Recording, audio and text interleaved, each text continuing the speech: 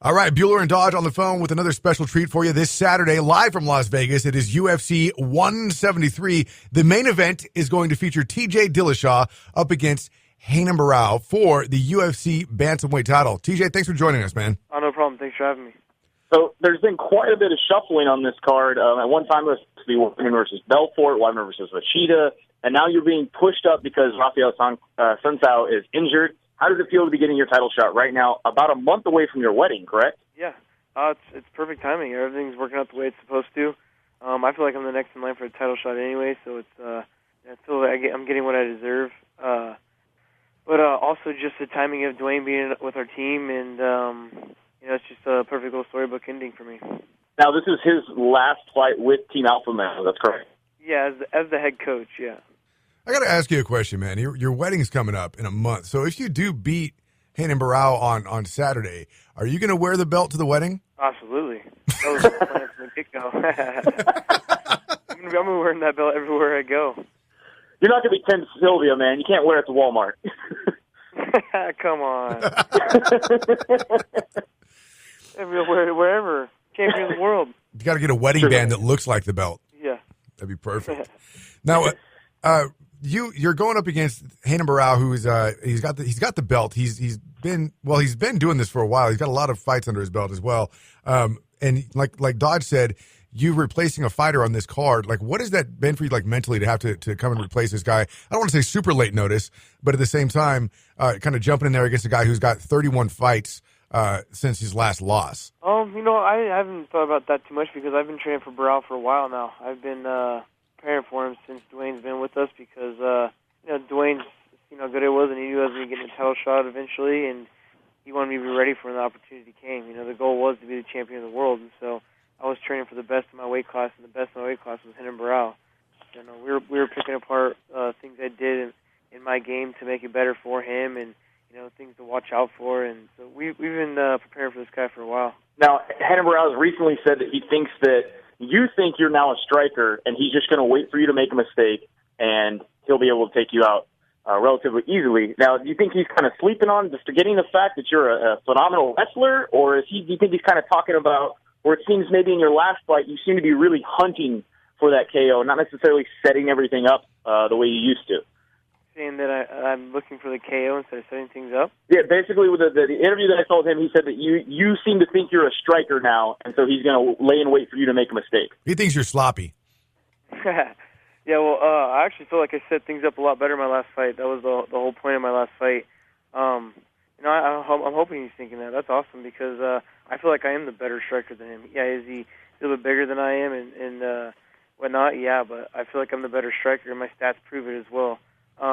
But I'm obviously not going out there just to strike with him. I got to beat him in a very well-rounded game. I think that's the best way to beat the guy, and so I'm looking to take the fight everywhere. Now, if you bring that belt home, are you gonna rub it in Uriah Faber's face? No, hell no, man. He's helped get me to where I'm at, and he'll be just as proud as I am. He's a very supportive friend and a great guy, and he's, like I said, helped get me to where I'm at. So now we also recently saw a video on YouTube of you training with Joe Rogan. Look like some chokes and some Brazilian Jiu-Jitsu. Can you tell me a little bit about that?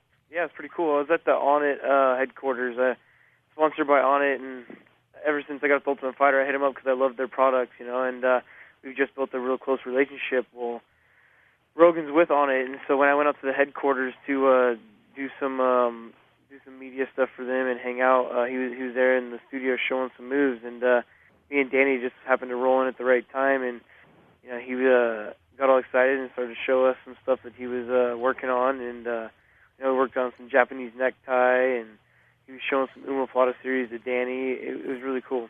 Now, we've started a rumor that Joe Rogan is going to be the new head coach up there at Team Alpha Male. Is there any truth to that? No. Can we pretend that it's true?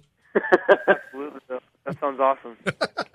Yeah, help us. We helped perpetuate the rumor that you guys started that Dominic Cruz got his arm broken by Ronda Rousey. So if you could help us out by pushing that Joe Rogan's going to be the coach, that would help us. All right, sounds good. We're just going to keep saying it anyway. It doesn't matter. So another question I got for you is, you don't seem to have a nickname on the official sheet that the UFC has given us here, but all around the internet, floating around somehow, you have this nickname of the Viper. What is this? Where did this come from? It seems like I saw you on UFC Tonight. They asked you about it. You didn't seem to quite like it, I guess. But what is that? Well, it's not the fact I just don't like it. It's the fact that I didn't give myself a nickname. I got off of the Ultimate Fighter, and I went to go check out my record to see if any of those fights went on my record on SureDog. And then all of a sudden I had a nickname on SureDog, the Viper. That's where the nickname came from. I don't know. Somehow I got put up there, and and I've actually told them a couple of times too that it wasn't my nickname, but they just left it up there. I think it's down today, but. Oh, okay, nice. Is that like I am the Viper? I come to Vosh and Vipe your windows, like that old joke. It's got to be it. Has to be it. Yeah. So again, it's going down this Saturday. You got to check it out. The UFC, the main event. TJ Dillashaw from our own Northern California gym, Team Alpha Male, going up against the world champ Renan Barao. Always an exciting fight. Both of you guys always put on hell of a war. It's UFC 173. Make sure you check it out on pay-per-view, of course. And before we let you go, we got one more fight question for you. It's one that Dodge came up with. We'd like to get the fighters' take on it because you guys are professionals of what you would do. And it's a who would win in a fight question. All right, so the question is, who would fight a bear with machine guns for hands and feet or a pterodactyl that poops chainsaws? The bear has what? Machine guns? For hands and feet? Has machine guns, yeah. Machine guns, yes.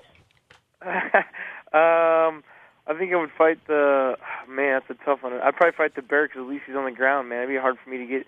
Well, I mean, what do I have? Do I have whatever I want? No. Oh, no. Who is the bear or the pterodactyl? Yeah, it's the bear versus the pterodactyl. Oh, I feel you. Shoot, dude. I'm going with the bear with the machine guns. Yeah? We have to chalk one up for the bear with the machine guns. All right. Dodge actually saw how big a pterodactyl is, and he's rethinking his question now.